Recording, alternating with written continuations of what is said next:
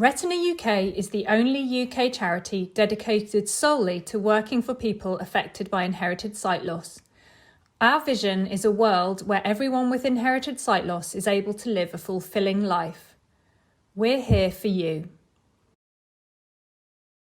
Searching for causes and treatments. When we received the diagnosis for the boys, it was a massive shock to us. Jack and Oliver have done so well though and taken it all in their stride. They really have amazed us. Research is going to be so vital for the future and hopefully lead to treatments and, fingers crossed, maybe even cures. Retina UK funds research to understand the causes of inherited sight loss and develop treatments in the future. We strive to stimulate new thinking, encourage innovative approaches, and nurture original ideas. In 2020, we supported 12 projects around the UK. These included research into retinitis pigmentosa, Stargardt disease, Usher syndrome, and LCA. Income for research in general has been hard hit, and the pandemic will leave a significant hole in funding for all medical research, including into inherited sight loss conditions.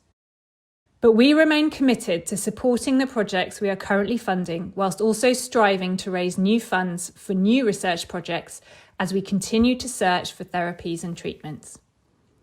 This is only possible because of the amazing fundraising of our supporters. Supporters like Kerry.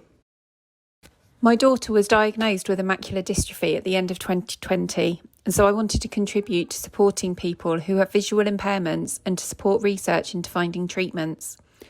Joining Team Retina UK for this year's London Marathon was an opportunity I couldn't miss, as I want to help support research and I love running, so it's a great fit. Make your voice heard on the Retina UK panel.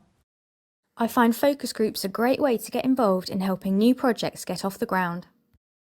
Sign up to become part of the Retina UK panel and be a voice for the inherited sight loss community. If you sign up, we will contact you about opportunities to become involved in research and other studies on a range of topics, including the impact of sight loss, well-being, and how best to support those who live with a visual impairment.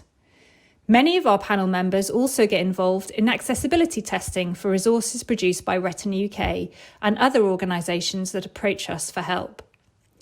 Interested? Complete the form on our website. Visit www.retinauk.org.uk. Email info@retinauk.org.uk. Call 01280 821 334.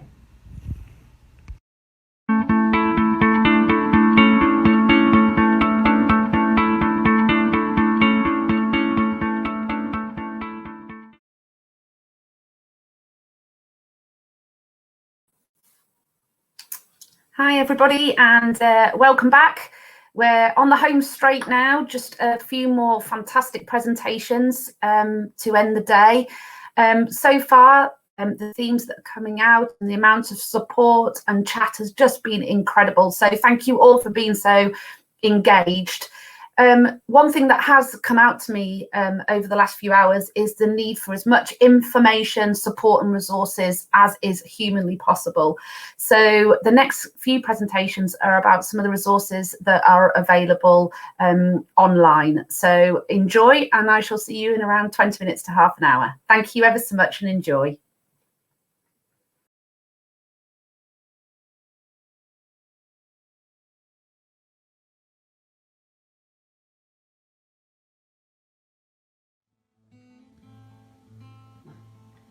Close my eyes, oblivious.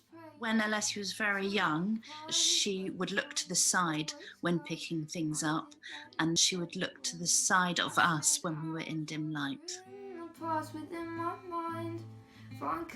She had a squint, and for several years she would have an eye patch on one eye, and then we also noticed nystagmus, which is a wobbly eye.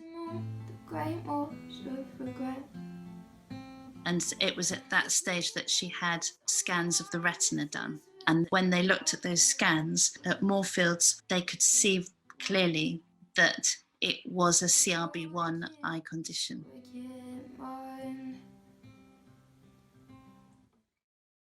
think I was like 5 or something. I kind of just always liked kind of writing, and I liked the idea of writing songs, so I started then, and I've kind of been writing ever since. Once we knew it was CRB1, we then realised the next step was to identify the mutations in the CRB1 gene. And then at that point, we would have a clear diagnosis. So a molecular diagnosis is useful in these disorders, and we try and make that diagnosis when we can. And what that means is that we're presented with someone whom we think has a genetic disorder due to one particular gene. We've got 20,000 genes in our genome, and there'll be a small spelling mistake within 3,000 million letters of code. So it's quite a detective game, but we find out what specific spelling mistake in the gene can cause their condition. I'm Andrew Webster. I'm an ophthalmologist at Moorfields Eye Hospital, and I have a special interest in rare genetic disorders, around the 1 in 10,000 mark. They're that rare. So in Britain, we'd expect there to be about 6,000 people with that specific disorder. Some of them, specific gene disorders, might be 1 in a million of the population. So there might be 60 folks in Britain with this rare gene defect.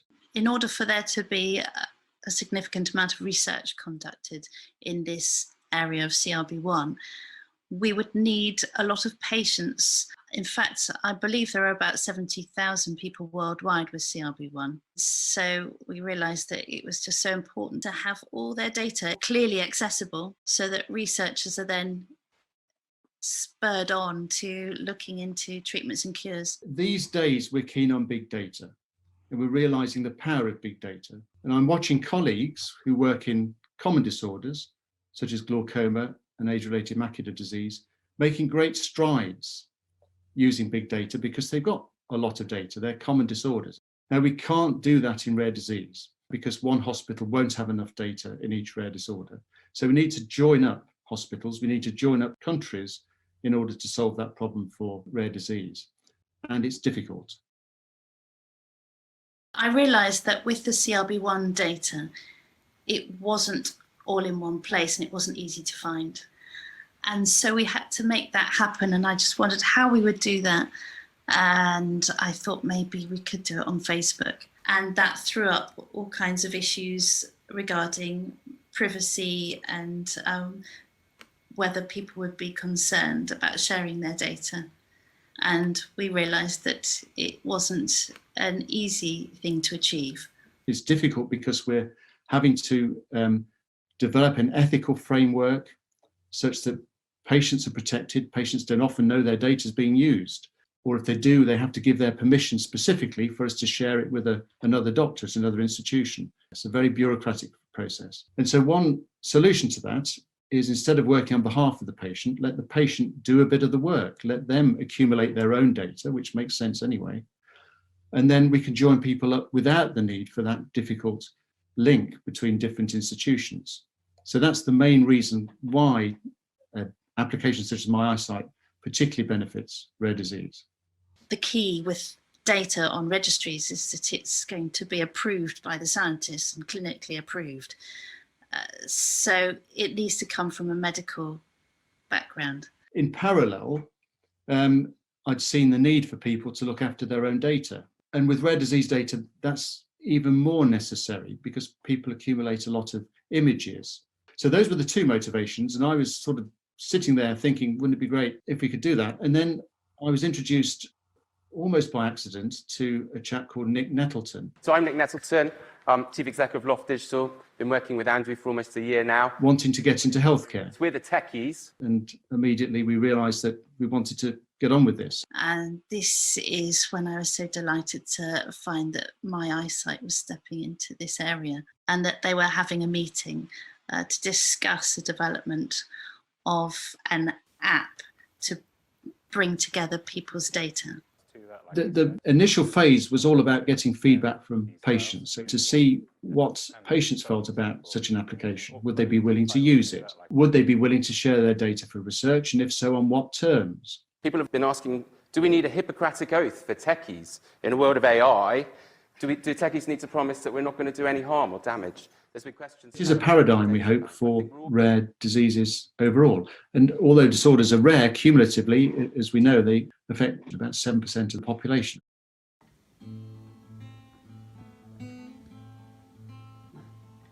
Close my eyes, oblivious. I personally don't find the fact that my data is being used and shared an issue, especially seeing as it's anonymous, and I don't think it really affects me, and I think it just helps scientists research further into finding treatments and cures for retinal disorders like mine.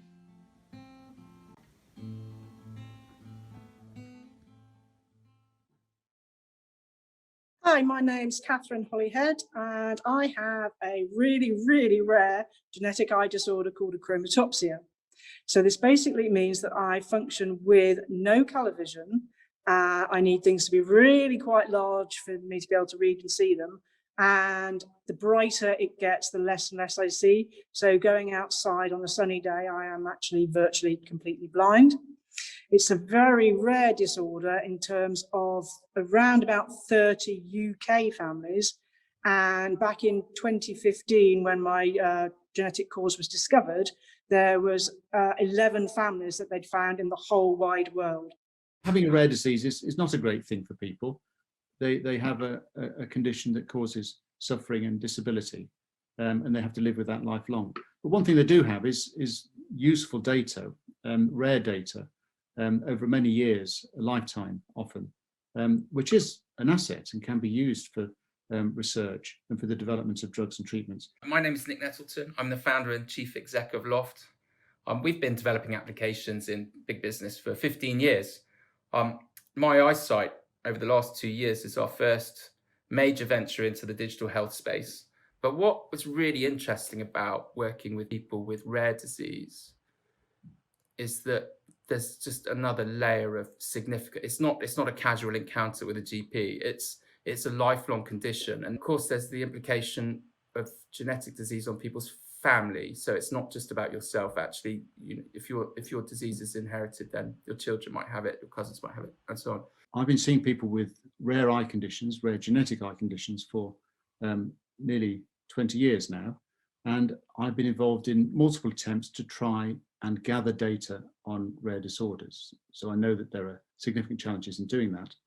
And also I've seen patients' frustration that we're not that good at the NHS in joining data together. So back in 1992, they started to try and find the genetic cause of this rare disease we have, achromatopsia. And it took till 2015 before the actual diagnosis was published, or the genetic cause was published in Nature. And back then it was so difficult to try and get competing universities or competing research institutes to try and talk to each other. I would get, no, you can't have this data, the data belongs to the university and we're working on it. Patients are first and foremost in everybody's mind, but actually kind of finding ways of working where the patient is a genuine agent seems to be a real challenge, really difficult. What makes this project distinct from others is that the patient would own the data, and it would be up to them entirely what they did with it, who they shared it with, and whether or not it would be used for research, and if so, which research it would be used for.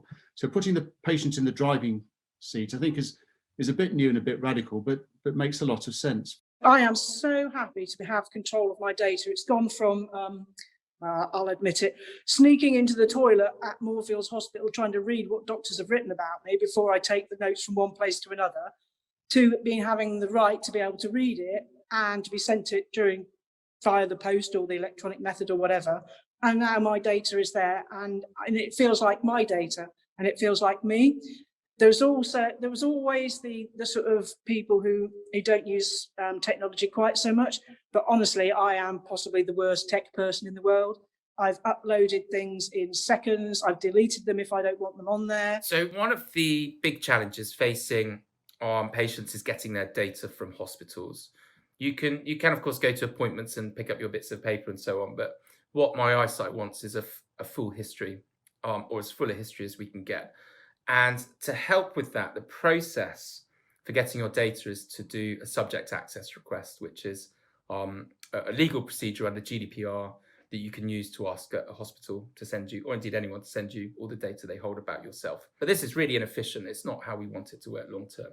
So at the moment, we're working with Moorfields Eye Hospital on a project that will help to the hospital to transfer that data directly to patients within My EyeSite, so that you can do your subject access request through My EyeSite, and when the data comes back, it'll be there waiting for you. And if we can prove that case within Moorfields, then we hope that we'll be able to encourage other hospitals to use the same system. So Kath, for instance, has just happens to have a condition called achromatopsia, but she's interestingly got one of the rarer genes that causes it. And so when Kath and her family are asking questions about it, it's very hard to answer them because we don't have enough data at Moorfields, for instance, to give her an accurate answer. So there is, again, an absolute great opportunity for me to be able to have all my data, not only about my eyes, but also about my ears, because this is a way that data can be shared across universities, across research institutes, and it's my data that I can give them and say, this is what's happening to my eyes, this is what's happening to my ears. And again, there's hardly any people in the world that would be optometrists and audio people. One important question is whether the gene, in her case, causes hearing loss as well as vision impairment. Clearly an important question for anyone who has that and is grappling with both those conditions. So we'd only really find that out if we were able to join folks together. And we think that if it's patient-centric rather than hospital and institution-centric, we have a chance of doing that. I've always felt that to build really great technology, you need to work directly with your users, but not just work with them. You need to really get inside their minds. And once you start to work with people like that, that generates new ideas and different ideas for what you could build or how you could do technology, which is sometimes radically different from what you might have done otherwise. The My EyeSite team is obviously the hospital itself and the technology people who do this marvellous tech stuff, and the patients. And I can honestly, hand on heart, say I think it has been a three-way equal collaboration between all of us. The tech people need to know what we can use and what we can see with our different eyesight limitations. The hospital needs to know what sort of data we would be prepared to share and what we wouldn't. So I've been to two different conference days, and we all sat and discussed about our fears, what we think might happen. We could ask, no holds barred, any question that you like. And I truly believe we were given really honest answers to the questions. So those people from Retina UK that have a rare disorder or are relatives of someone that has a rare disorder, then do go to the website, My EyeSite, site.health. And the more, the better. We're really keen now to get as many people on board as possible, because that will drive future funding for this project. It is led by patients after all, more so than clinicians. So we're relying on patients to show their support for this. So thank you. Professor Webster and his team are all realising and helping other people to push the fact that this data is our data. It's like data about me, it's my data, it's my eyes. And by sharing it, then the only people that benefit, everybody benefits, the patients benefit, science benefits. There are no downsides I can see to sharing secure data on this wonderful, wonderful website and app. And this is why I'm so passionate that we go forward with this.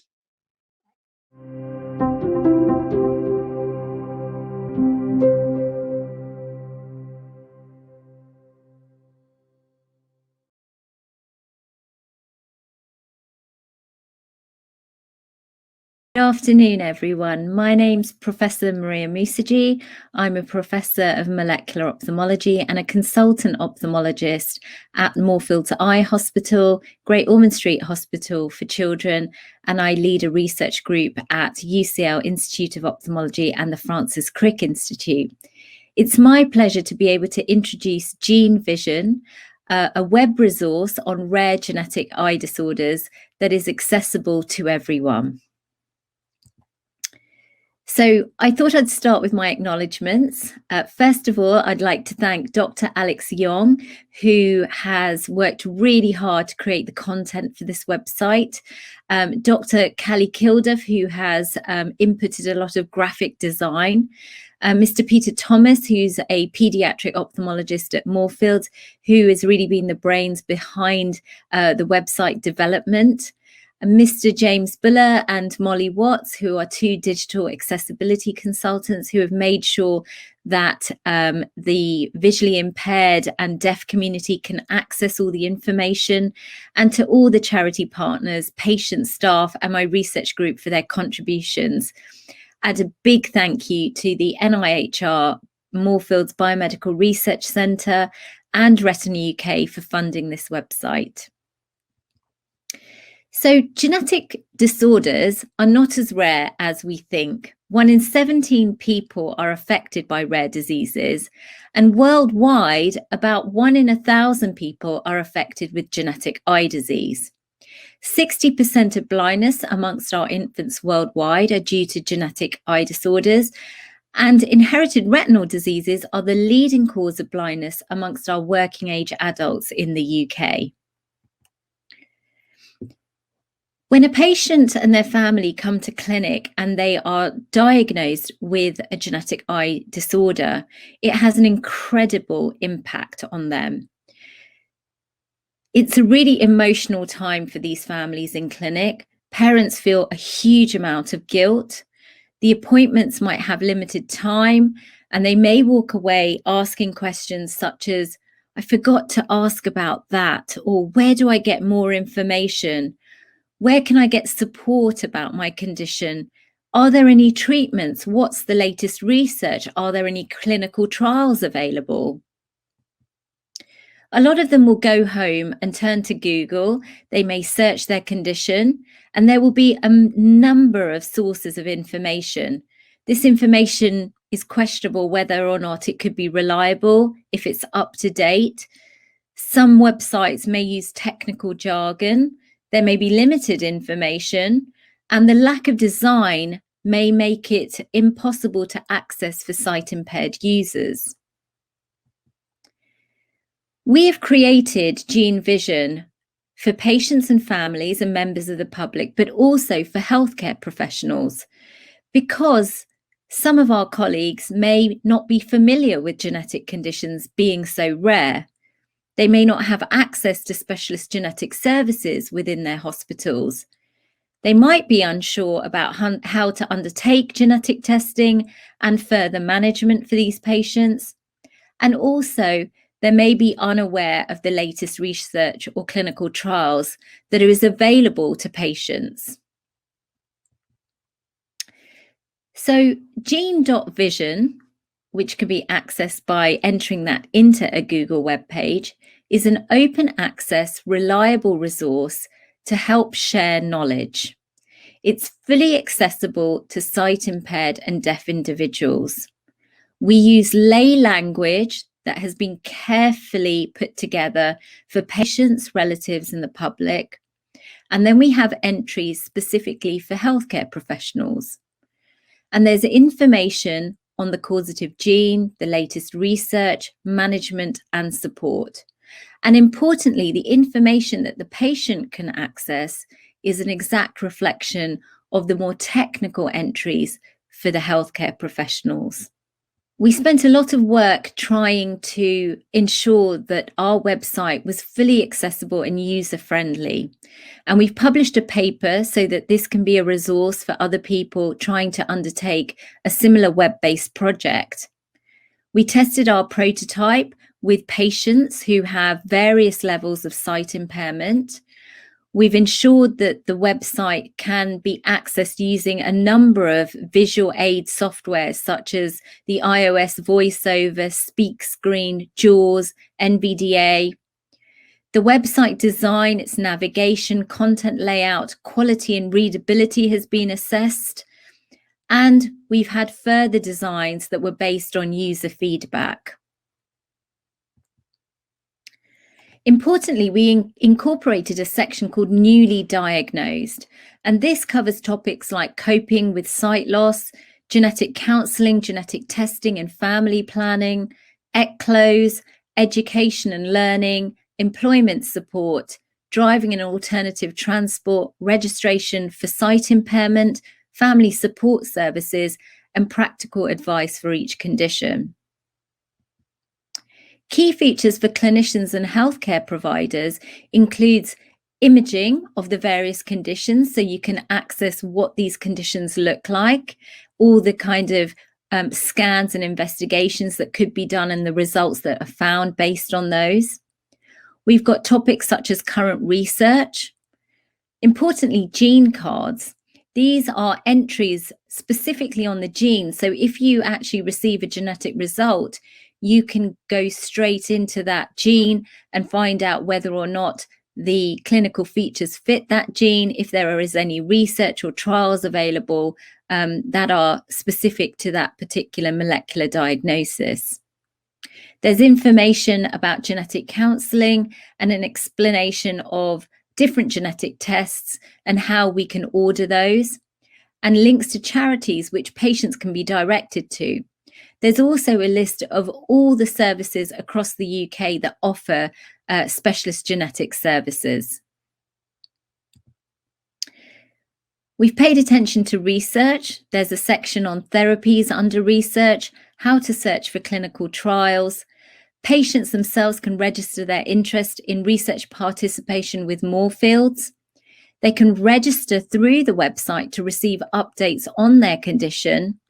And there are going to be annual updates to the GeneVision website unless a landmark trial is published before that annual update. The charities and patient perspective section has been huge. We've got links to condition-specific charities such as Retina UK, Usher Kids, the Macular Society, Esme's Umbrella for Charles Bonnet syndrome, and many more. Then we've got links to the bigger umbrella charities like the RNIB and Guide Dogs, and videos of patients talking about their personal experiences with the stated condition. So GeneVision was launched on the 1st of December last year, and so far we've had 4,000 users and 15,000 page views. It's been accessed by people in over 102 countries, and we could not be more happier with this. So I'd now like to move on to the website just to show you a little bit more about the actual site and what we offer. So welcome to the GeneVision website. This is the landing page that you will see if you type Gene.Vision either into your browser or into the Google search engine. I'm just going to show you the navigation through the website. So first of all, if you click on GeneVision, the logo, it will automatically take you to this home page.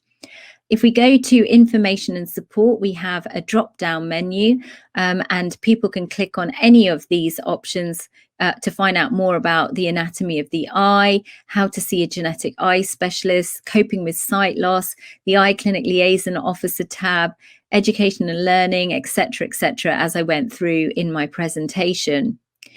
If we go to conditions, we need to click on that. And you can actually scroll down and see a list of all the genetic eye conditions that are covered in this website in alphabetical order. And you can click on any of these to learn more. And you can get to the conditions also just by typing it into the search box. If we go to the genetics tab, again, there's a nice drop-down menu where you've got entries on the basics of genetics, inheritance patterns, genetic counselling and genetic testing for patients, family planning, genetic counselling for professionals. So that's for if we've got consultants or doctors or genetic counsellors that want to just ensure that they're going through the right information for patients preceding genetic testing. And then clinical genetic testing for professionals. So this is a guide on how you approach it, where you can send samples and how you prepare them for genetic testing. Then we've got the gene cards, which I mentioned, which is a specific tool for healthcare professionals. So, for example, if we went to retinal dystrophies, again, you've got a list of all the genes now, and you can click on any of these and you will be able to gain information on those specific genes. And I'll give you examples in a moment. Just going back to the home, if we go to the research tab, you can access therapies under research, searching for current research or trials, and then research opportunities at more fields. So going down on the home page, we've got this big box so that people can type what they're looking for. But if we scroll further down, you've got the newly diagnosed tab, which if you click on, will give you all those important topics that people will want to learn about when they are newly diagnosed. This is a really nice video, just some testimonials from healthcare professionals and also patients, parents of affected children who have used the site, so you can watch that. And then this is about the people who have designed the website, and you will notice some of these people here from, again, my talk. But now, if we go to actually looking for a condition, so for example, if we wanted to look for information on choroideremia, we can type that in, and what we will see is that it comes out with a list of potential things to choose from to learn about choroideremia. Now, this is the entry for patients, and this is the one for professionals. So I'm going to click on professionals today. And you've got all these quick links that you can go to. So if you want to know about, for example, the clinical phenotype, it goes straight there, and you can get images of what the back of the eye looks like, other ocular features, extraocular features. You can go to the genetics. You can learn more about that. What key investigations you should be undertaking for these patients and what the results of those tests may look like. The diagnosis, how you come to understanding whether or not this patient has a particular mutation, for example, in the CHM gene, and then the management. And obviously there aren't any available gene therapy treatments for these patients, so we give supportive management. But then and we talk about family management and counselling, emotional support, referral to specialist centres. But then there's a huge section on research for choroideremia. So we talk about the phase 3 clinical trial that is underway. We give links to papers that are related to that. We talk about the new research therapies, add in videos where appropriate. So that's what you get for the professional page. And right at the top, as you first start, there's a really nice table that just kind of bullet points the information if you don't want to read through the whole page. Now, it also takes you to the page for patients, and you can have a look at this in your own time, but it's basically the same information, but written in an accessible format where it actually makes sense, and they can learn more about inheritance, any treatments, the current research, etc. I want to show you the gene cards. So as I said, you can either go to this and click on a gene, but if we type in particular gene, for example, if you're interested in the RP1 gene, again, this is for healthcare professionals, but it's a nice table that kind of summarizes exactly what this gene does, what conditions it causes, what the clinical features are, what kind of inheritance you see with it, the visual function, any systemic features, what investigations you might want to do, and any links in terms of therapies that are involving it for research, etc. And then we expand on that gene in a little bit more, giving some images and key references. So I'm going to leave it there, I think. Please do visit the site. Please use it. Please do signpost your patients to this site. And if any of you do have any feedback, then please just either contact me through the contact us box or send me an email directly. And I'd be really happy to accommodate any feedback that you may be able to give us. Thank you so much for your time.